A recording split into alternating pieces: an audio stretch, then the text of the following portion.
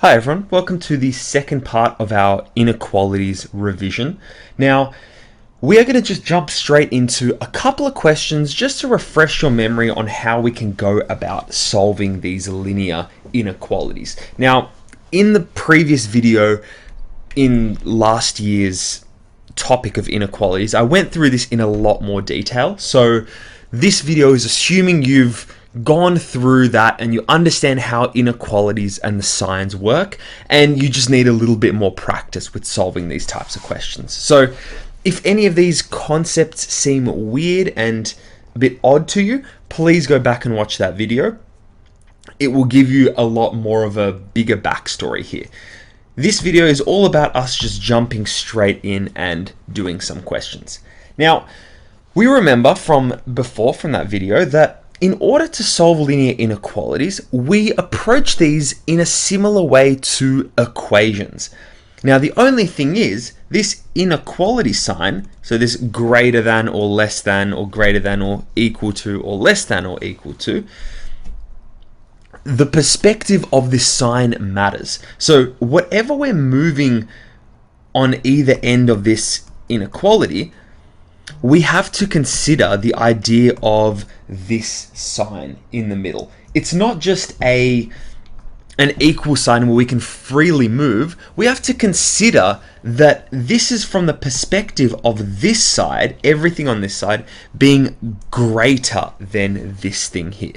Now we'll see how that works in practice as well, but for now, let's just jump straight into the question. Now, if we were to solve this typically, we're once again just trying to chip away at this value of x here.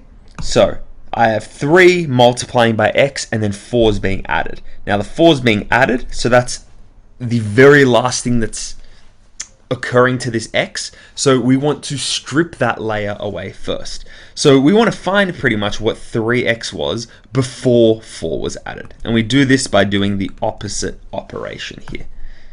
So this now gives us 3x.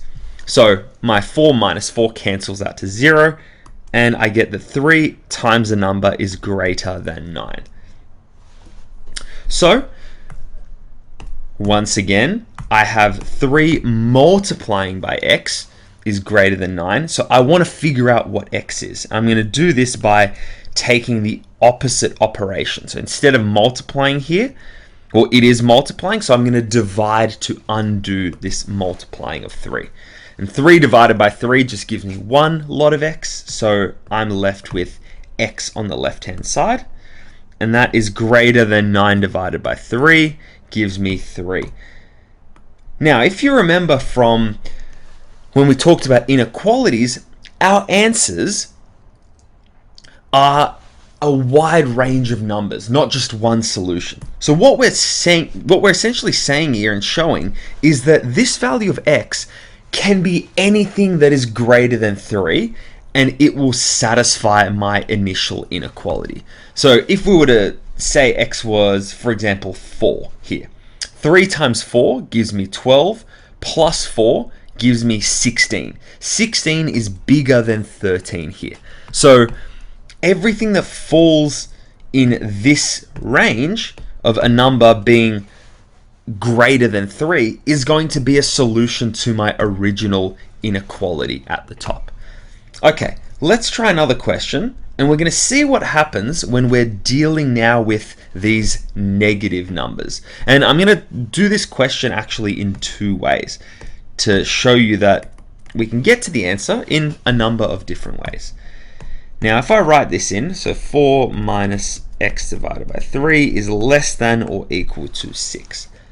Okay, so here I just want to, again, slowly chip away at the things furthest away from the x and then work my way back to a solution. So here x was divided by 3 and it was subtracted from 4, or 4 was added to negative x over 3. So what I'm going to do, I'm going to get rid of this 4 here. So I have a positive 4, I'm going to subtract 4 from both sides. That's going to kill this one over here. And I wind up with negative x over 3 is less than or equal to 6 minus 4 gives me 2. And here, I'm trying to get a solution of just x, or of positive x. So what I'm going to do here, I want to get rid of this 3, and I want to get rid of this minus as well. So I can think of this as the fraction of negative x over 3.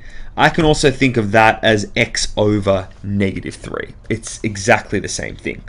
So here now I want to undo this by doing the opposite operation.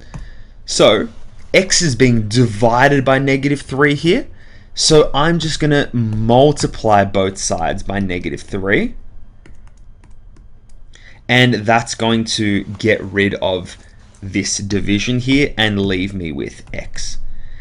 But now, if we remember from when we talked about inequalities the first time, anytime we do a multiplication or a division with a negative number, then our inequality sign is going to flip. So since I'm multiplying by negative 3 on both sides here, I'm going to get x, and instead of less than or equal to, I'm having x is greater than or equal to, and 2 times negative 3 gives me negative 6. Now notice that every time we get a solution for our inequality, we are looking from the perspective of some positive x. And this is going to be clear in the second way in which I do this question on the right hand side. So if I write this out again, I get 4 minus x on 3 is less than or equal to 6. Now, what if instead now of doing the 4 first, I got this negative x on 3 on the other side of the inequality so that it becomes positive, because we're always looking for this in terms of positive x. So with equations and inequalities, you may remember that we can just move anything on either side of the equal sign or the inequality sign as we want. We're just going to be always doing the opposite operation here. So to get this on the other end, I'm going to balance out this equation by adding x over 3 on both sides. So that's going to eliminate it from this side. This just gives me 0, and it's going to turn up on the other side of the inequality, but with a positive sign. So what have I gotten here? Well, I just get 4 left on the left-hand side, and here I get 6 plus x over 3. Now remember, this is all about perspective. So 4 less than 6 plus x over 3, I can write that in the same way as 6 plus x over 3 is greater than or equal to 4. These two expressions, these two inequalities, are saying the same thing, just in a different perspective. Here we're looking from the perspective of the 4 at the top. So 4 is less than 6 plus x on 3. Or we can just write this the other way around, in that x over 3 plus 6 is greater than or equal to 4. A way we can kind of think of this is, let's just take a quick detour. So say the number 2. We know that 2 is less than 3. Now in the same way, we can say, communicating the same information but just in a different way, I can also say, well, 2 is less than 3, but so 3 is also greater than 2. I've just flipped the sign and changed the order here. That's essentially what I've done up the top here. Okay, now I want to chip away and leave this x plus 3 first on its own. So what am I going to do? I'm going to subtract 6 from both sides. And that's going to clear that one over there. And I will get x over 3 is greater than or equal to 4 minus 6 gives me negative 2. And lo and behold, if I keep chipping away at this, x divided by 3, if I multiply this by 3, multiplying both sides by 3, that's going to kill my division here, leaving me with just x. And I get that that is greater than or equal to negative 2 times 3 gives me negative 6. So both ways work. And the important part here to consider is that we're always looking from the perspective of positive x, not negative x. That's why when we do these negative operations like timesing by -3 here, the inequality sign changes perspective.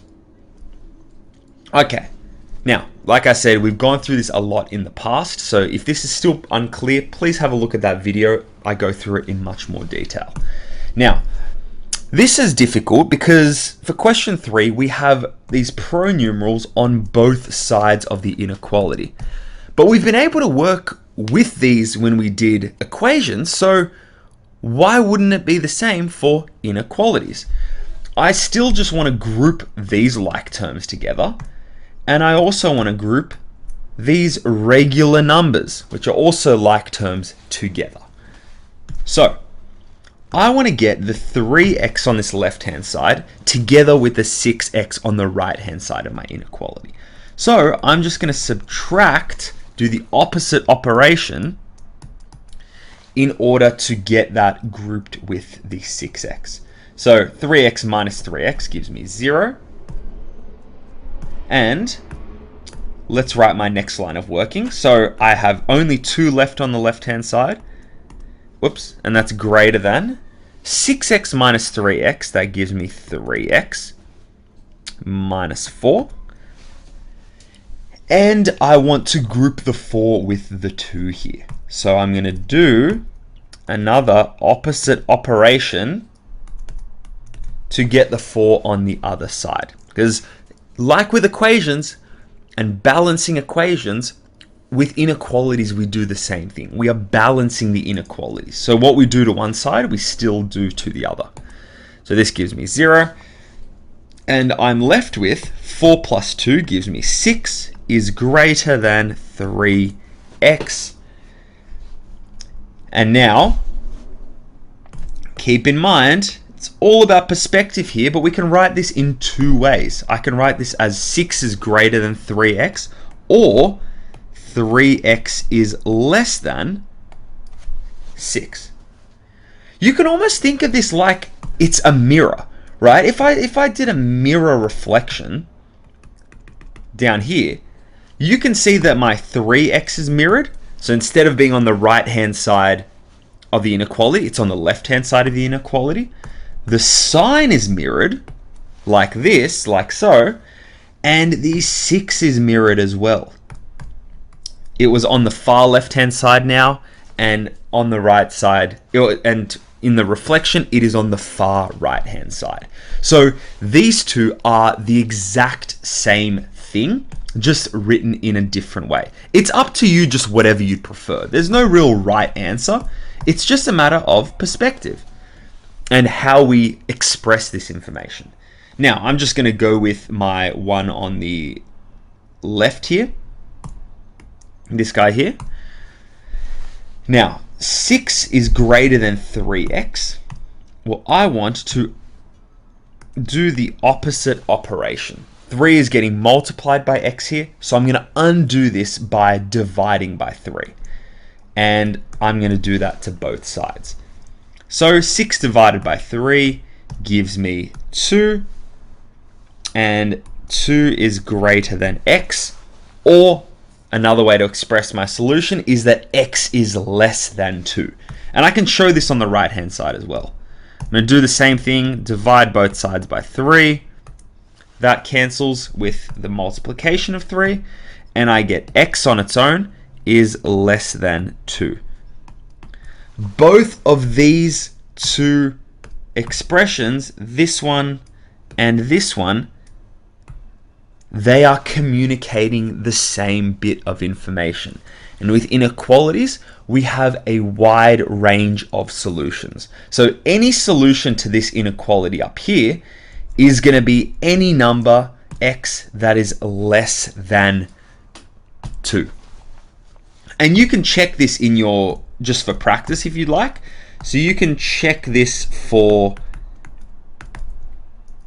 x equals 1. That's a number less than 2.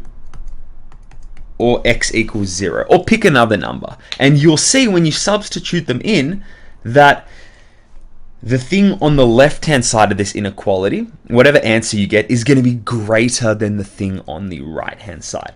But that is just a bit of revision with how we can work with these inequalities and solve them. And even now we can solve them with pronumerals on both sides in the same way that we did when we started introducing pronumerals on both sides of the equation for equations when we did that last year.